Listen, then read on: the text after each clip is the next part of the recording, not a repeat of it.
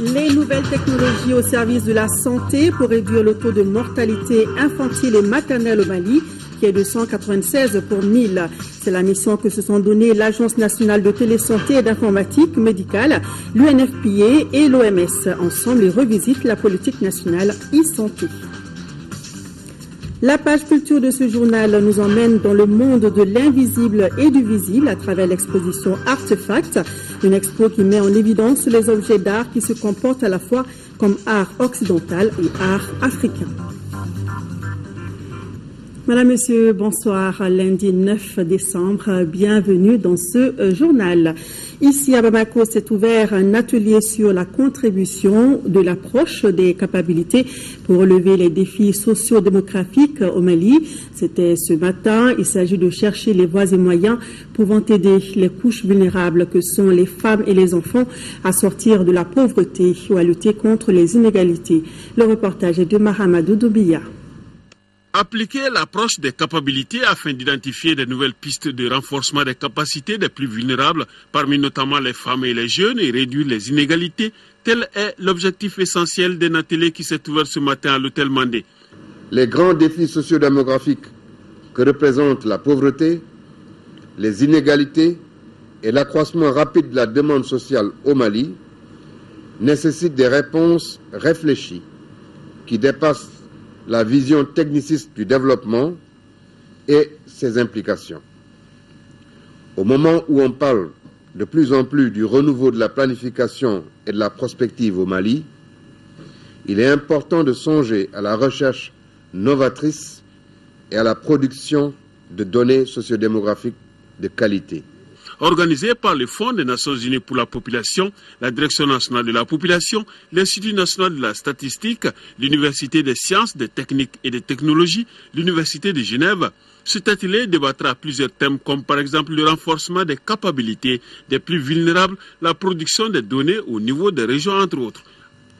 Selon les résultats de l'enquête légère intégrée auprès des ménages, l'incidence de la pauvreté au Mali était de 43% en 2010.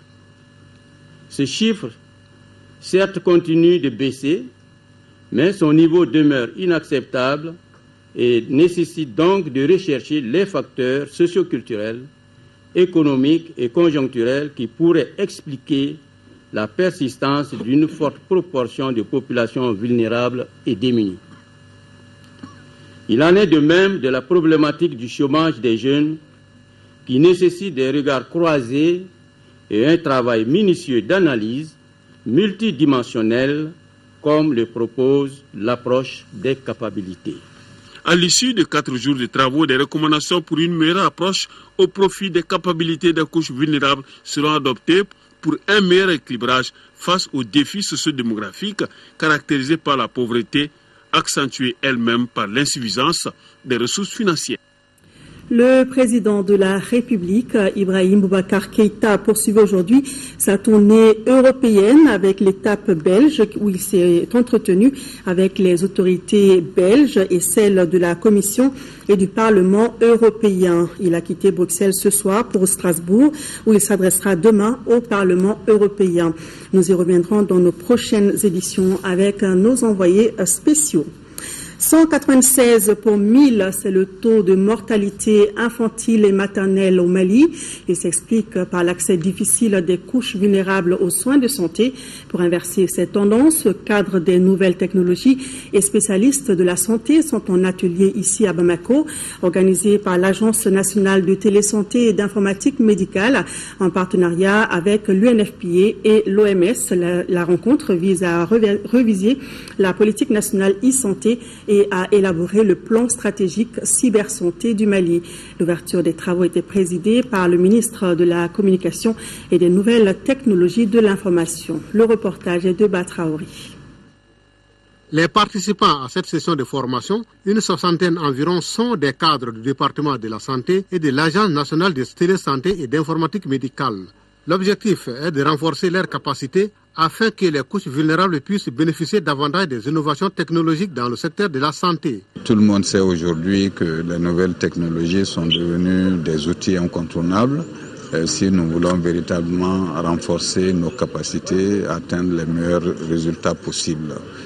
Dans le domaine de la santé, déjà depuis 2007, nous avons adopté cette politique-là et sa mise en œuvre a permis d'atteindre quelques résultats. Il s'agit notamment de la transmission au niveau hiérarchique élevé de certaines données concernant les problèmes de malnutrition, concernant les problèmes de mortalité maternelle et infantile. Selon le ministre de la Communication et des Nouvelles Technologies de l'Information, des avancées notoires ont été enregistrées dans le secteur de la santé grâce aux progrès technologiques.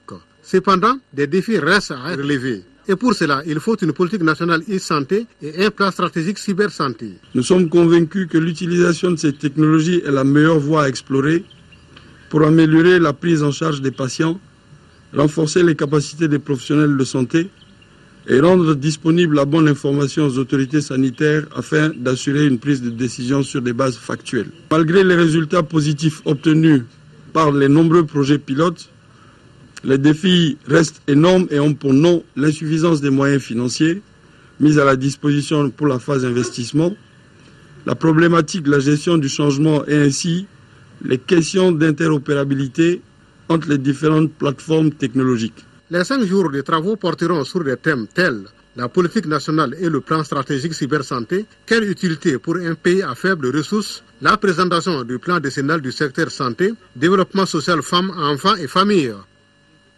Les acteurs humanitaires à travers le Bureau de la coordination des affaires humanitaires des Nations Unies sont à Bamako pour une rencontre. Cette rencontre se penchera sur le plan de réponse stratégique pour le Mali qui consiste à aider notre pays dans le domaine humanitaire pour la période 2014-2016. Al-Jumatina. L'appui des acteurs humanitaires ne faiblit pas à l'endroit de notre gouvernement pour couvrir les besoins essentiels des populations les plus défavorisées. Après l'appel du Fonds consolidé CAP, c'est maintenant le plan de réponse stratégique pour le Mali couvrant la période 2014-2016 en particulier et le Sahel en général. Réfléchir sur les hypothèses de planification, avoir un aperçu sur les besoins humanitaires. Voilà entre autres sujets qui seront analysés par les acteurs humanitaires et leurs partenaires en vue de poursuivre leur action.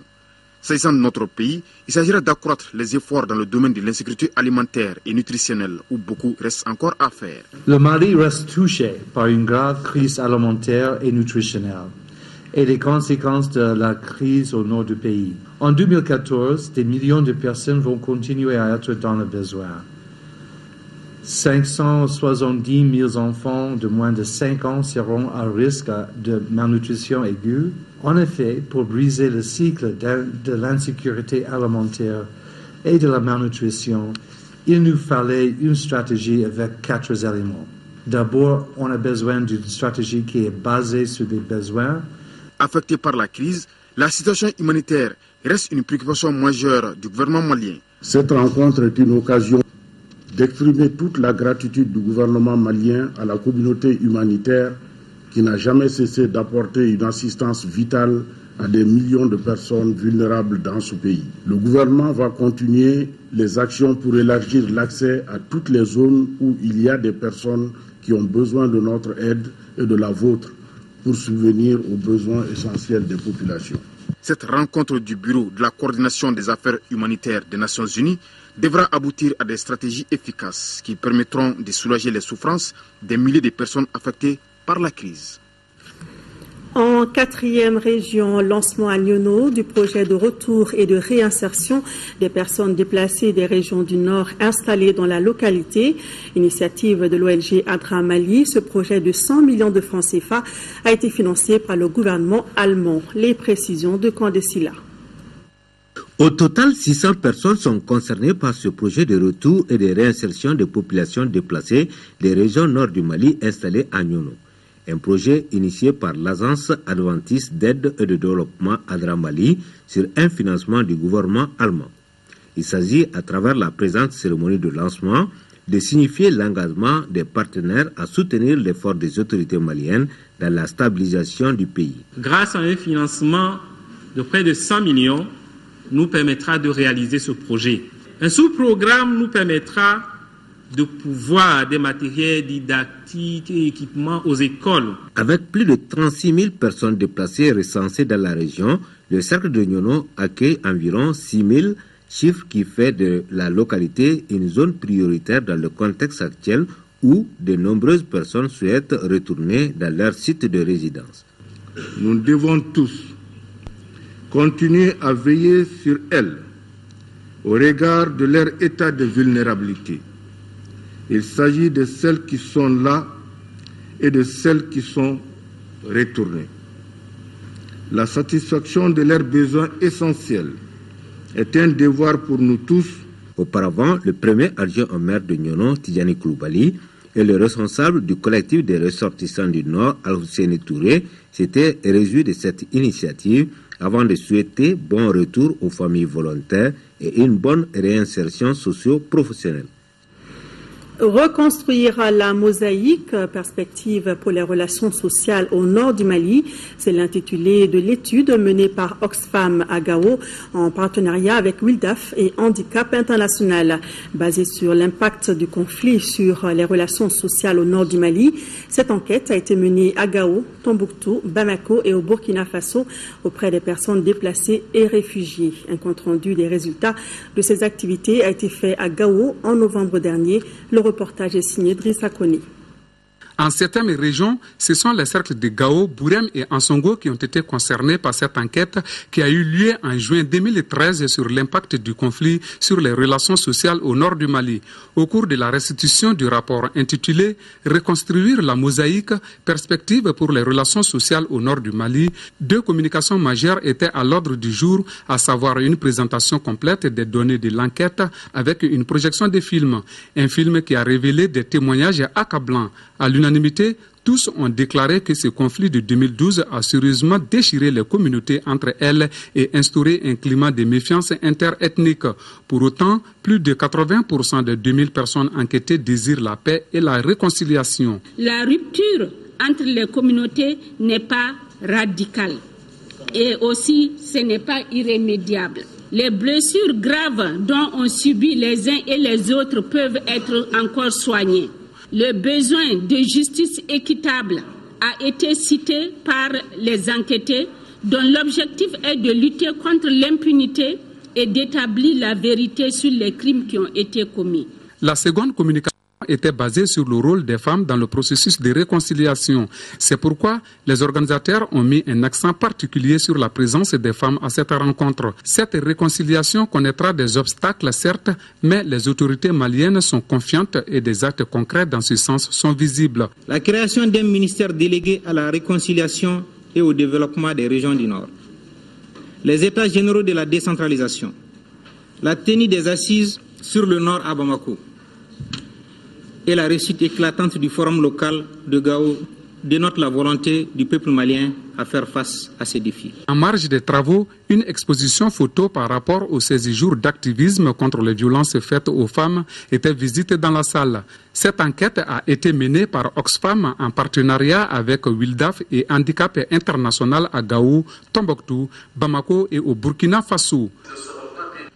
Parlons sécurité en 6e région. La communauté arabe de Salam s'engage à collaborer avec les forces de sécurité pour dénoncer tout suspect. La communauté l'a fait savoir lors de sa rencontre avec le commandement de la 5e région militaire. Les militaires de leur côté n'en demandaient pas moins. Ils souhaitent une collaboration franche. Et attendina. C'est sur initiative du chef des opérations militaires de Tombouctou que la communauté arabe, toutes tribus confondues, s'est retrouvée pour renouer la confiance entre l'armée et la population. Une collaboration franche a été demandée par l'officier en charge des opérations. À travers cette rencontre, c'est la cohésion, l'entente et la compréhension, briser cette glace de peur qui existe entre cette population et l'armée. La communauté arabe de Salam a pris l'engagement de nous informer à temps réel sur tout ce qui se passera dans la commune de Salam. Et nous voulons la franchise et l'honnêteté dans la collaboration. Nous voulons que les renseignements qui sont donnés ne soient pas utilisés contre personne.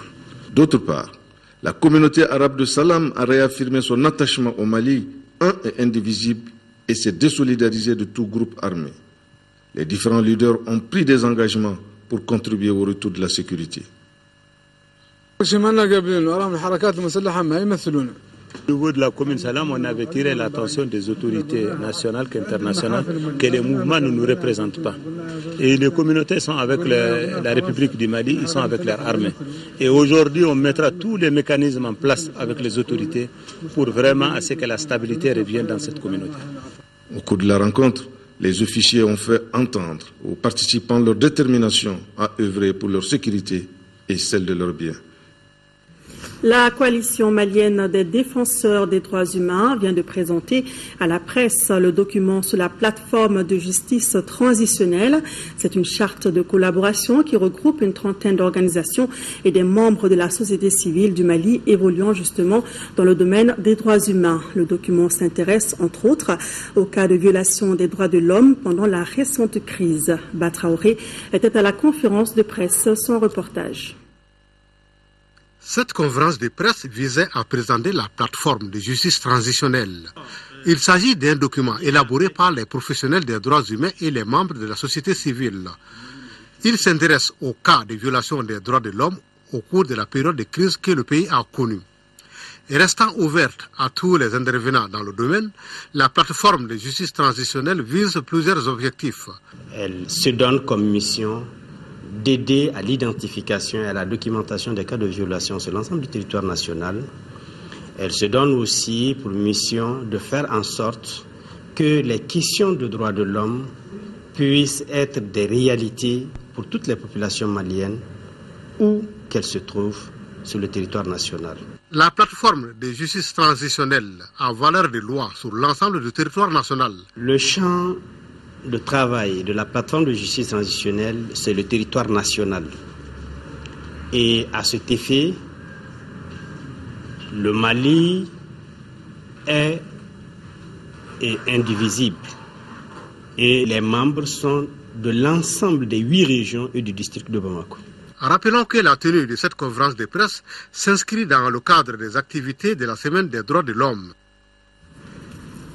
Permettre une meilleure visibilité de l'enseignement supérieur et de la recherche scientifique au Mali, c'est l'une des missions de la faculté des sciences juridiques et politiques de Bamako.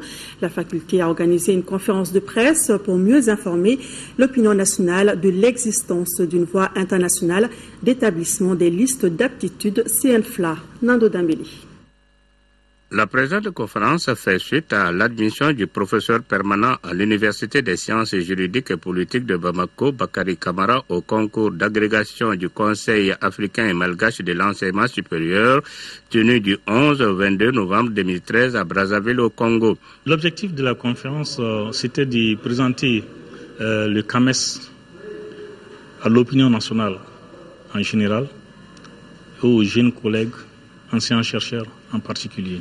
Ils étaient tous là, doyens et professeurs des différentes facultés de l'Université des sciences juridiques et politiques de Bamako pour manifester leur intérêt au débat. Mon impression, c'est que l'école du Mali va commencer. À partir du moment où les professeurs voudront quitter leur robe, où la passivité est un peu plus, l'emporte beaucoup plus que l'action, je pense que l'espoir est permis. Pendant la conférence, le nouvel agrégé des facultés de droit au Mali a fait une brève présentation du Conseil africain et malgache de l'enseignement supérieur et ses missions. En outre, le professeur Kamara a voulu bien partager son expérience personnelle non seulement avec les hommes des médias, mais aussi avec ses collègues professeurs, tous candidats potentiels au concours d'agrégation. Les experts chargés de la question des changements climatiques et de la désertification dans les pays du Sahel étaient en conclave cette semaine à Sikasso, au cœur des échanges, l'évaluation et la planification des activités du programme transfrontalier de la Grande Muraille Verte, un programme financé par l'Angleterre pour stopper l'avancée du désert dans les pays du Sahel. Au RTM Sikasso, le reportage de Daouda Diakité. L'initiative du programme de la Grande Muraille Verte est née de la volonté des chefs d'État et de gouvernement des pays saharo-sahéliens afin de parer à l'adversité des changements climatiques et de la désertification. Ce n'est pas une muraille qu'on veut construire, mais c'est toute la question en fait, de développement écologique et sociale en fait des communautés autour de cette zone semi-aride. Un programme financé par Royal Botanic Gardens de Kew d'Angleterre avec l'assistante technique de la FAO. Le travail que nous voyons aujourd'hui ici dans le cadre de ce projet avec les praticiens et une association aussi de pépiniéristes, c'est une des expériences de bonnes pratiques qui devrait être promue et utilisée à large échelle par d'autres associations de tradipraticiens, par d'autres pépiniéristes pour aider au développement de la région et des populations locales tout en sauvegardant l'environnement. Et les autorités régionales de saluer cette initiative qui contribue à la mise en valeur des zones arides pour une gestion durable des ressources naturelles. La tenue de cet atelier au Mali est une marque d'estime pour le peuple malien et votre présence massive nous réconforte à plus d'un titre. Elle témoigne de l'intérêt que vous portez à la lutte contre la désertification en général et aux stratégies de conservation des ressources naturelles en particulier. La visite des terrains qui a suivi la phase théorique de l'atelier à l'unité des semences où sont conservées plus de 950 espèces et la coopérative des pépiniéristes privés des Igwa aura permis aux experts du Burkina Faso, du Niger et du Mali de se rendre à l'évidence de l'immensité des défis à relever pour la sauvegarde de l'écosystème dans les pays du Sahel. Fin ce week-end des travaux du 12e congrès statutaire du syndicat national des transports. Les travaux ont permis la mise en place d'un bureau exécutif de 41 membres dirigé par Kabare Justin Tienou pour 5 ans. Écoutons le nouveau président du syndicat national des transports. Il est au micro de Nado Dambeli. Je remercie le bureau exécutif de l'INTM pour sa volonté d'œuvrer pour la solidarité, l'entente et la paix au sein de l'organisation.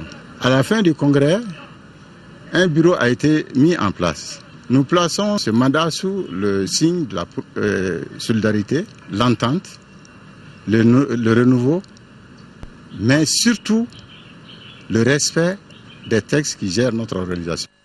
Voilà, Kabari Justin Tienou est donc le nouveau secrétaire général du syndicat national des transports. L'hôpital médico-chirurgical de campagne prend en charge depuis ce matin au stade Modibo Keïta des malades de la polyarthrite rhumatoïde. L'opération est une initiative de la présidence de la République à travers l'association malienne des malades de la polyarthrite rhumatoïde. Il s'agit pour l'association de faire connaître la maladie qui demeure encore méconnue du grand public. Nouroum Sissoko. La polyarthrite rhumatoïde est une maladie chronique inflammatoire qui déforme surtout les membres. Cette opération de prise en charge des patients souffrant de cette pathologie par l'hôpital médico-chirurgical de campagne consiste à diagnostiquer pour connaître l'évolution de la maladie. Quand le malade arrive, il est vu, il est enregistré ici et il passe directement voir le spécialiste. Il fait un diagnostic évolutif de la maladie et soit que le malade est adressé au laboratoire pour voir s'il n'y a pas une poussée inflammatoire, pour voir les paramètres métaboliques de la maladie. Et certains malades sont adressés, s'il y a des signes cliniques au niveau des articulations, à la radiologie pour faire des radios des articulations qui sont atteintes. Les associations de personnes handicapées veulent briser le silence autour de la polyarthrite rhumatoïde qui conduit au handicap. C'est dans le cadre de la Journée internationale des personnes handicapées que nous, l'association des personnes qui souffrent de la polyarthrite rhumatoïde, a organisé cette journée pour que la maladie soit connue au Mali. Le ministère de la Santé a fait un pas dans la prise en charge de la polyarthrite rhumatoïde. Nous avons déjà élaboré une politique nationale de prise en charge avec un plan stratégique. Il est de notre devoir, nous en tant que ministère chargé de la santé, d'assurer un accès aux médicaments et aux différentes analyses et examens dont ont besoin ces malades-là. Cette opération de prise en charge des patients de la polyarthrite rhumatoïde se poursuit jusqu'au lundi prochain selon le médecin-chef de l'hôpital de campagne. Toujours en santé, Bamako a lancé ce matin sa campagne de dépistage du cancer du col de l'utérus. L'opération devrait toucher 3000 femmes âgées de 25 ans et plus, et ce pendant 10 jours. La campagne, qui coûtera 20 millions de francs CFA, est une initiative de PSI Mali en partenariat avec l'USAID, Orange Mali et le ministère de la Santé. Reportage Ramata Konaté. Environ 3000 femmes âgées de 25 ans et plus sont concernées par cette campagne de dépistage du col de l'utérus. Cette opération gratuite se déroule pendant 10 jours dans les centres de santé de référence des 6 communes du district de Bamako et dans les hôpitaux Gabriel Touré et Point G. À ceci s'ajoute l'ASACO de Djikoroni-Para et le Centre national d'appui à la lutte contre la maladie. La cérémonie a été l'occasion pour les autorités sanitaires d'inviter le groupe cible à venir se faire dépister. Que toutes les femmes de 25 ans et plus aillent se faire dépister. J'insiste, y compris le personnel technique. Et même en dehors de la campagne, l'activité se fait en routine dans tous les CSRF et pratiquement tous les CESCOM et certaines autres structures de premier niveau. Autre temps fort du lancement de cette campagne, la diffusion des statistiques sur la maladie. Selon l'OMS, en 2005, 500 000 femmes étaient touchées du cancer du col de l'utérus. Au Mali, nous avons un taux réellement assez élevé. Sur chaque 100 000 femmes, nous avons 23,2 femmes qui sont touchées. Et parmi ces 23,2 femmes touchées, on a un taux de mortalité qui avoisine les 15,7% et qui est le double du taux de mortalité au niveau global sur le plan international.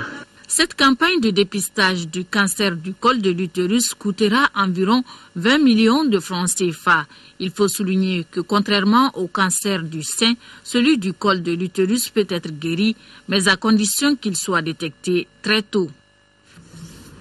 L'eau potable peut changer la vie. Et elle l'a fait dans le village de Sangué, c'est dans le cercle de Blas. Dans ce village de 2000 habitants, l'ONG WaterAid est venue mettre fin au calvaire des populations qui gardent jalousement leurs pompes aujourd'hui. Aboubakar Traoré et Tessira Emmanuel Dambélé.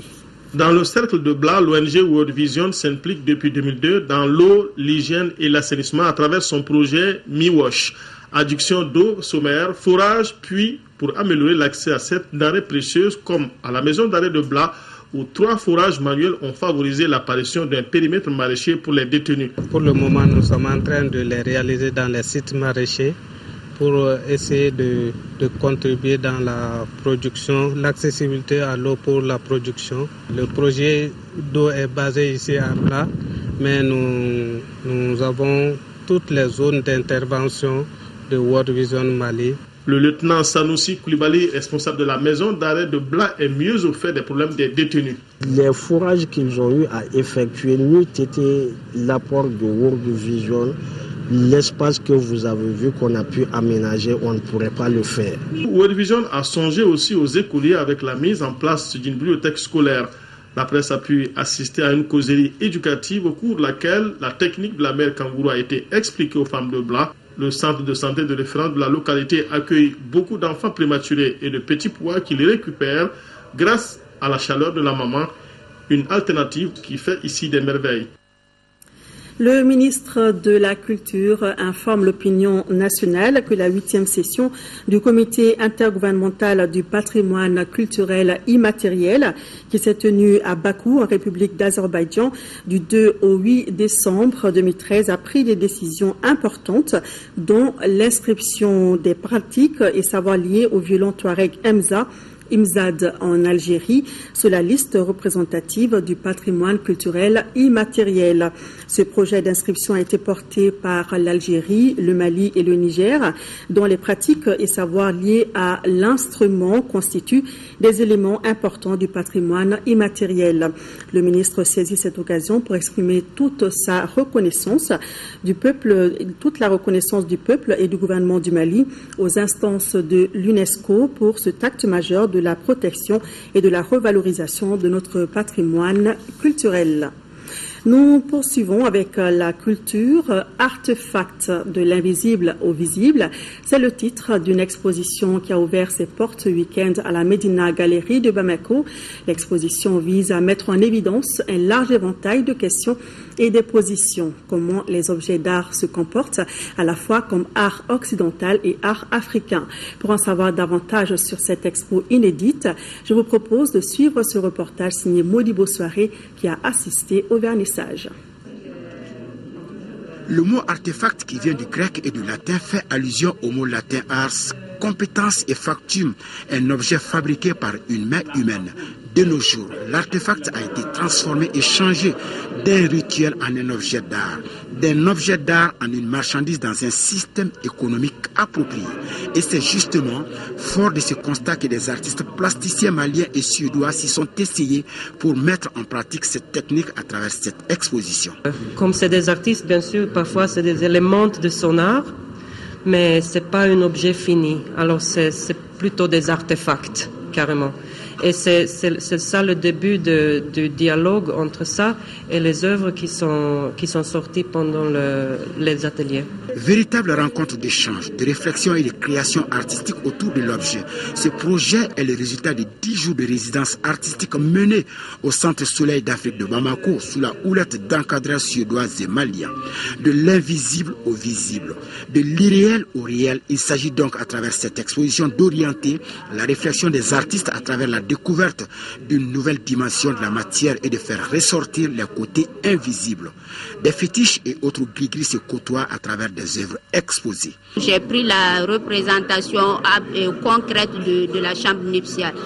La moustiquaire qui conserve toujours son côté esthétique que je peux toucher avec les miroirs dont le titre c'est bonheur, avec la peau de bête et la courue comme richesse. On a aussi les aiguilles qui sont accrochées sur la peau de bête qui est en quelque sorte l'union. À travers cette exposition, les artistes rendent visible ce qui est caché à l'intérieur de l'être humain tout en s'inspirant des sculptures et des masques africains. Moi, j'ai trouvé très intéressant toutes les installations, mais j'ai surtout aimé la pièce concernant la situation de la femme qui a été parmi les premiers à être présentée. L'exposition Artefacts est ouverte au public jusqu'au 28 décembre 2013 et c'est à la Medina Galerie de Bamako en face de l'ESICA. Dans le cadre de l'organisation de la campagne médiatique de l'élection législative du 15 décembre 2013, le président du Comité national de l'égal accès aux médias d'État invite les candidats dont les noms suivent à se présenter au siège de l'organe demain mardi 10 décembre 2013 pour l'enregistrement de leur message de campagne. 9h Parena, 9h30 indépendant Kadiolo Nieta, 10h Faba Tchéré, 10h30 PSP, 11h URD. Et juste après ce journal, vous pouvez suivre les messages de campagne des candidats CDS, ADP Maliba, UDD et SADI. Sport football, fin hier de la 3e journée du championnat national Ligue 1. Le choc de cette journée a vu la victoire 1-0 du Djoliba AC sur le club olympique de Bamako. Juste après, l'AS Nianan en déplacement ici au stade Modibo Keïta a battu Luigi Dagelok par le score d'un but à 0. Compte rendu des matchs, c'est avec Koumbani Ambeli. En s'imposant 1-0 ici au stade Modibo Keïta, l'équipe de Koulikoro empoche ainsi ses 3 premiers points de la saison devant le premier Eluige FC d'Agelhok ici à Nouara.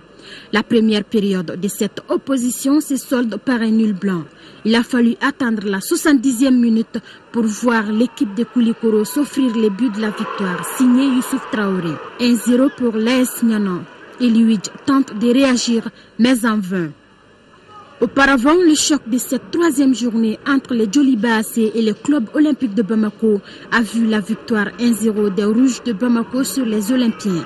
Avec la rage de vaincre, ces deux équipes se destinent à un match physique, chose qui tourne à l'avantage des Djolibis à la 30e minute, où Ndri Serka Fidel ouvre la marque pour les Djoliba AC. 1-0 pour les Rouges de Bamako, ce score mène à la pause. La seconde période repart avec la même configuration. Pourtant, aucun autre but ne sera marqué jusqu'au coup de sifflet final. Toutefois, les tentatives n'ont pas manqué. En attendant la décision de la Fédération malienne de football par rapport au match Djoliba et 11 créateurs de Nyarela, les pensionnaires de Heremakono comptent désormais 6 points. En revanche, le club olympique de Bamako a 4 points. A noter que pour cette troisième journée, 8 buts ont été marqués en 8 matchs joués, dont 3 matchs soldés par 1-0, 4 matchs avec des scores de 0-0. La rencontre la plus prolifique en but a été celle de Ségou entre l'AS Bakaridjan de Barawili et le CS Tchoukolonfla, où 5 buts ont été inscrits, ce qui prouve que les attaquants ont encore les jambes lourdes par rapport à l'année dernière où lors de la troisième journée, 15 buts ont été enregistrés. Cheikhne Amala Bathily n'est plus. Il s'est éteint samedi dernier des suites d'une longue maladie à l'âge de 75 ans. Député élu à Nioro de 2002 à 2007 sous les couleurs de l'URD, Cheikhne Amala Bathily était membre de plusieurs associations et groupements de commerçants. Ses funérailles se sont déroulées hier après-midi dans sa famille à Badalabougou. Moussa Fani. Cheikhne Amala Bathily repose désormais au cimetière de Sabalibougou. Membre de plusieurs associations des éleveurs du Mali et du groupement des commerçants. Cheikhne Bathily a été député élu à Nioro du Sahel de 2002 à 2007. Les compagnons politiques de Cheikhne Bathily retiennent de lui plusieurs qualités. Moi, je retiens surtout son engagement à l'Assemblée nationale quand il était député, son engagement pour les éleveurs du Mali, qui lui a valu le surnom de député aliment bétail. Au sein de l'IRD, il a été d'un apport extraordinaire. C'est une grande perte en tout cas pour sa famille, pour nous, ses amis et ses frères. Nous le pleurons, que la terre ne soit légère. Il laisse derrière lui 4 veuves, plusieurs enfants et des compagnons inconsolables. Paix à son âme. C'est la fin de ce journal. Merci de votre attention. Tout à l'heure, le journal d'information avec Kadidia Toukone. Demain, 10h-13h, Amadou Sankaré. Je vous retrouve, Inch'Allah, dans les éditions du soir. Bonne suite de programme sur l'ORTM.